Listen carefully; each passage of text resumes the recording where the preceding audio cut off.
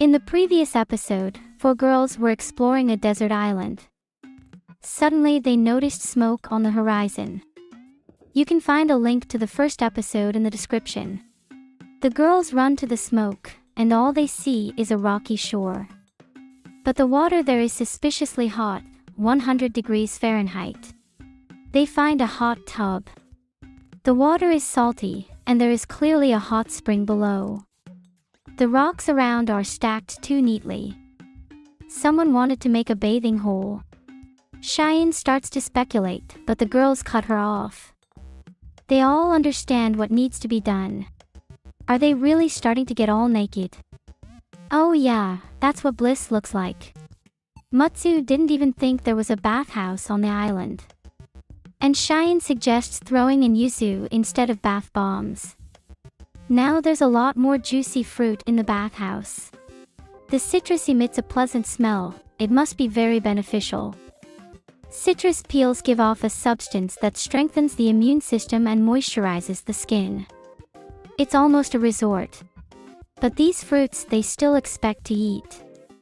The only thing missing is a girl fight in the hot tub. After splashing around, they look at the moon and the stars. Now the month is growing, with the shadow line pointing roughly south. In the northern hemisphere for sure. Though they could have been thrown into the southern hemisphere as well. But they can see the polar star from the island. That's definitely the northern hemisphere. Mutsu starts babbling about the stars, but then the girls realize that the water is getting cold. The sea water gets in and the font gets deeper. The next moment, the girls are swept away by a huge wave and carried into the ocean. Luckily they made it out. At high tide, the water floods the pool. But the girls are still happy because there used to be people on the island. And they want to continue their search. The girls didn't camp here because of the rocks. Otherwise we would have seen them in the hot tub more often. But they would be back.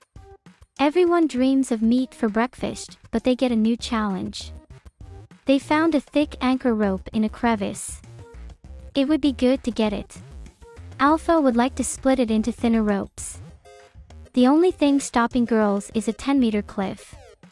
But they have a 5-meter liana and a rock. Onishima throws the stone into the water, and the tethered liana disappears into the depths. So one can jump off. Onishima jumps for the rope without thinking. But how does she climb back up? The chimney system her father taught her. She presses her back against a rock and rests her feet against another. Not very gracefully, but she manages to get out. Suddenly it starts raining, and the girls rush to camp. The tent roof leaks in the downpour, and the fire goes out. The girls are soaked through. Asuka has nothing to lose and decides to look for food in the ocean. But then lightning strikes the water. Only her but floats on the waves, she is motionless. Asuka only got part of the charge, the lightning strike was 30 meters away. Onishima carried the poor girl to shore. The girls are now afraid of the lightning, and want to hide in the woods. But it's dangerous to stand under a tree being struck by lightning. The only way is to assemble a lightning rod and stand 12 feet away from it. It's relatively safe inside a 45-degree angle. That's the lightning rod the girls made. And with the steps Onishima measures off exactly 12 feet. The girls immediately jumped on her. After a while, the sun came out and the rain stopped. Asuka went back to the ocean. Some people don't learn anything from life. The girls ask her to be careful. Then another blow hits Asuka. She falls into the water, with only her but bobbing on the waves. Anisima rushes back into the water to get her friend out. You can't relax in the wilderness. There are jellyfish in the ocean that can electrocute. That's what Asuka encountered. But Anisima quickly woke her up by pouring cold water over the point of contact. In the next episode, Onishima remembers her father. How good it was for her to eat potatoes by the fire. Except it's a similar desert plant called cistanche. Onishima was so frightened when the guide ran off and took the camels away. But her father says that life without hardship is boring. And the only thing that helps make life easier is knowledge. He has taught the girl a lot. Now she is going to make knives out of old scissors. She starts with resin to make glue. Melted it on the fire. And then she mixes the rabbit droppings with the ashes. She added 1 part of the mixture to 3 parts of the resin, and the glue is ready. Now we can make the handle and the cover. Although the glue is not very reliable, and the handle the girl made from cord. Mutsu is happy that the knife is ready, but that's not all. The handle needs to be shaped and the blade needs to be sharpened. And don't forget about the second knife. Also from a mixture of Onishima decides to make torches. The knife is not yet perfect, but Onishima is already shining with joy. Asuka's neck hurts, and she asks to see what's wrong with it. It turns out to be a sunburn. The ultraviolet rays are very strong during the day. But sunscreen can help. The girls are already sunburned. Cheyenne worries that soon they will look like tan party girls, or Papuans. And that's how they will be on TV. And only Anisima doesn't worry about anything. She goes scuba diving. Her father taught her to look underwater.